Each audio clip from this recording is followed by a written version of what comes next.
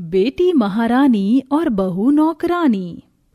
मंगलम भगवान विष्णु मंगलम गरुड़ध्वज मंगलम कुंडलीकाक्ष मंगलाय तनोहरि। फेरे संपन्न हुए। आप चारों दूल्हा दुल्हन अपने बड़ों का आशीर्वाद ले सकते हैं। स्वरा और अर्पिता के साथ यश और कार्तिक भी आशीर्वाद लेते हैं। सदा खुश रहो मेरे बच्चों। सदा खुश रहो। अजी समधन जी कहाँ हैं? कहीं दिख नहीं रही। तभी लड़की की माँ मालिनी सौदामिनी को उसकी बेटी की खातिर में लगे देखती है, जहाँ परी किसी महारानी की तरह ठाठ से खाने की बड़ी टेबल पर बैठी होती है और माँ को ऑर्डर दे रही थी। हाँ माँ, ये अर्पिता भाभी स्वरा भाभी के माँ बाप ने पता नहीं किन्हीं दो कौड़ी के चलते फिरते केटर्स को बुक किया है। उनके बनाए खाने में एक पैसे का स्वाद नहीं है, न दाल मखनी ढंग की है, ना ही पनीर की सब्जी। पूरा मूड खराब हो गया। ना ले ले ले मेरी प्यारी बिटिया रानी नाराज हो गई क्या? जाने दे, छोटे लोग हैं ना इसलिए। तो आपने इन गरीबों से कार्तिक भैया और यश भाई की शादी क्यों की? तू नहीं समझेगी बेटी, ये मेरी दूर की सोच है, तुझे नहीं पता। आजकल की अमीर घरों की लड़कियां बड़ी ही घमंडी होती हैं, इसलिए तो मैंने अपने से गरीब घर में तेरे भाइयों का रिश्ता तय किया ताकि मेरा दबदबा बना रहे। सौदामिनी देवी की 3 संतान हैं, 2 बेटे कार्तिक और यश और परी। सौदामिनी की जान अपनी इकलौती बेटी में बसती है, क्योंकि वह घर की लाडली है। इसलिए परी बहुत अकड़ू और घमंडी बर्ताव की है। फिर क्या सीधी सादी स्वरा और अर्पिता की अपनी ननद से निभेगी? थोड़ी देर में विदाई की घड़ी आ जाती है। हरीश और मालिनी आंसू भरे आंखों से अपनी बेटियों को विदा करते हुए ससुराल की सीख देते हैं। बेटिया, आज से तुम दोनों का नया संसार शुरू होने जा रहा है। अब से तुम्हारा ससुराल तुम्हारा अपना घर है और तुम्हारे सास ससुर ही तुम्हारे अपने माता पिता हैं। जी माँ। इसके बाद पिता हरीश आंसू भरी आंखों से अपनी दोनों बेटियों को गाड़ी में बिठा देते हैं और हाथ जोड़कर ससुर दशरथ से कहते हैं, दशरथ जी, आज से मेरी बेटियां आपके घर की अमानत हुई। अगर इनसे कोई भूल चूक हो जाए तो बेटी जानकर माफ कर दीजिएगा। निश्चिंत रहिए समधी जी, बहू नहीं बल्कि बेटी लेकर जा रहे हैं और भगवान ने खुद हमें भी एक बेटी दी है। तभी मालिनी ने अपनी बेटियों की ननद के हाथ में पैसे दिए। ये लो बेटी, तुम्हारे लिए। परी ने दांत पीस कर दिए गए पैसे ले तो लिए, पर किसी को भी खबर नहीं थी कि वह घर जाकर क्या बखेड़ा खड़ा करने वाली है। वहीं हर लड़की की तरह स्वरा और अर्पिता भी अपनी आंखों में ढेरों अरमान सजाए हुए बहू बनकर ससुराल आ गई। पर दोनों बेचारी को कहाँ पता था कि उनके हर सपने किसी कांच के जैसे टूटकर बिखरने वाले हैं। सौदामिनी ने दोनों का स्वागत किया। अरे आओ आओ बहू रानियों, तुम्हारे ससुराल में तुम्हारा स्वागत है। रानी तो इस घर की मैं इकलौती ही रहूंगी। अभी इन दोनों भाभियों को उनकी औकात दिखाती हूँ। परी खाने की मेज पर जाकर बैठ गई और बड़ी घमंड से अपने दोनों भाभियों की ओर देखकर ऑर्डर देते हुए बोली, भाभी जाओ और जल्दी से दोनों मेरे लिए पिज्जा, बर्गर और हाँ, साथ में कटलेट भी बना लेना, मुझे बहुत भूख लगी है। तभी ससुर ने कहा, परी, दोनों बहुएं शादी ब्याह की भाग दौड़ में थकी हुई हैं।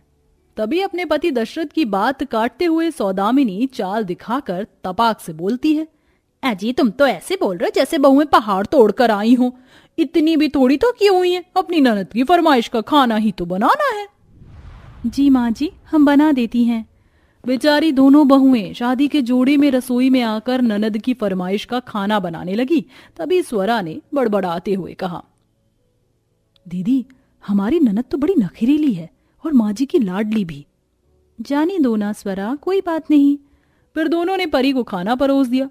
फिर जैसे वो कमरे में जाने लगी, तभी वह इतराकर घमंड दिखाते हुए बोली, अरे ओ मेरी प्यारी भाभियों, कहाँ जा रही हो?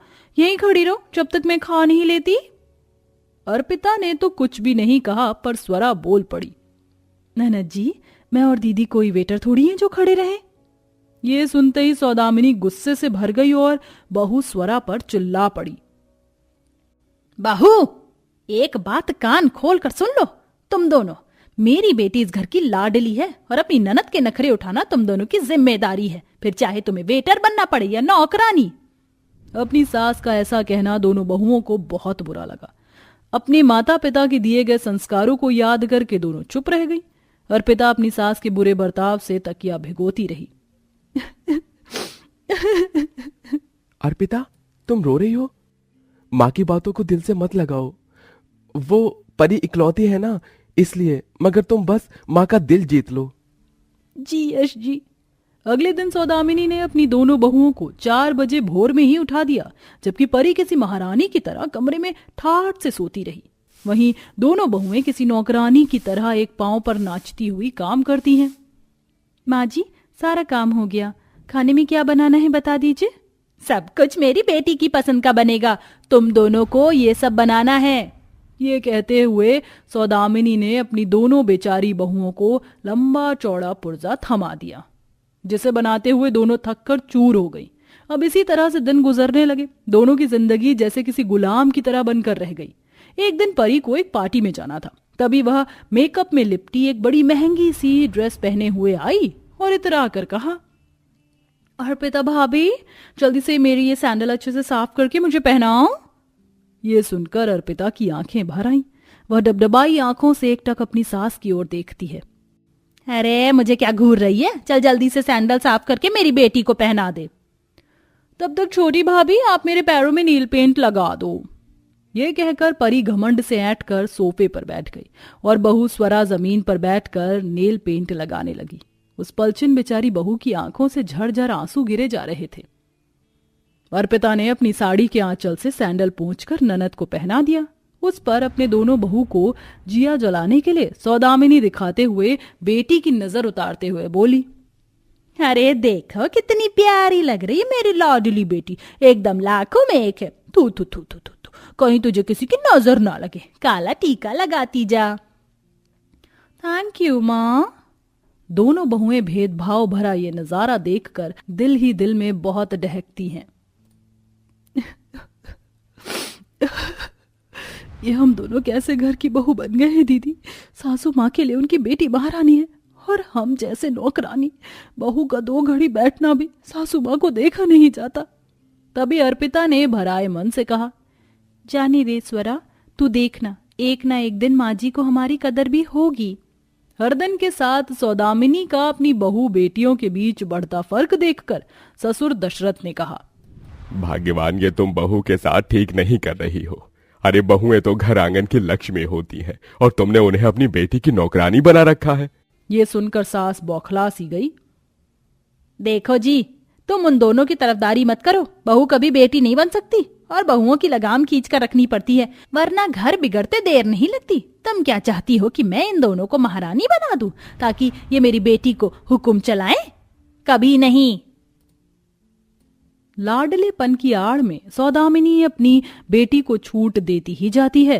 अब तो हर दूसरे दिन पार्टी करना उसकी आदत बन जाती है। एक दिन वह अपनी बहुत ही अमीर सहेलियों को घर बुलाती है। आओ ना कीर्ति, आओ मोना, कम, तुम बैठो, मैं अभी आई। परी किचन में आती है। भाभी, मेरी कुछ फ्रेंड्स आई हैं, कुछ अच्छा सा बना कर ले आओ। जी अच्छा ननद जी। दोनों बहुएं नाश्ता और बहुत कुछ बनाकर ले आती हैं। परी, हु इज जी? तुमने इनसे हमें इंट्रोड्यूस नहीं कराया। ये दोनों कोई खास थोड़ी है, बस समझ लो मेरी नौकरानियां हैं। परी ने अपनी दोनों भाभियों को नौकरानी बतला दिया। फिर भी वह बिना किसी उफ के खातिर भाव करती रही। तभी परी की माँ आ जाती है।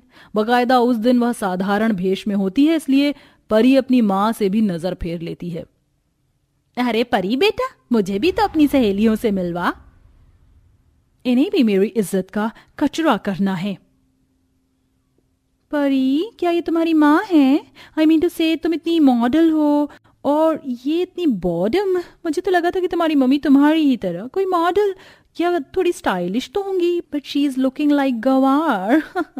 असली नौकरानी तो यही लग रही हैं। सौदामिनी रो पड़ी। थोड़ी देर में परी की सहेलियां चली गईं कि तभी, माँ, क्या जरूरत थी आपको मेरी सहेलियों के आगे आने को? वो बहुत ही रिच और हाई फाई घर से थी। मेरी बनी बनाई इमेज बिगाड़ दी और ये नौकरानी सा भेस क्यों बना रखा है? उस पल सौदामिनी की भटक आंख खुल गई। उसने अपनी गलती सुधारते हुए अपनी बहुओं से माफी मांगी। बहू, मुझे माफ कर दो, मैंने बहू को बहू ना समझा, नौकरानी समझा और बेटी को रानी की तरह रखा। फिर भी आज उसी ने ऐसा किया। सच कहा है किसी ने, हम दूसरों के साथ जैसा करते हैं एक दिन हमारे साथ भी वही होता है। मैंने एक अपनी बेटी की खुशी के लिए तुम्हारे दर्द को नहीं देखा, पर आज जब खुद पर बीती तो समझ आया। जो हो गया उसे जाने दीजिए माँ जी। और ननद जी, माँ का आंचल चाहे कितना भी मैला या धूमिल हो जाए, पर माँ माँ ही होती है, समझी, जो बेटी को रानी की तरह रखती है। इसी के साथ परी की अकल खुल जाती है और दोनों बहुओं को भी ससुराल में स्वाभिमान मिल जाता है।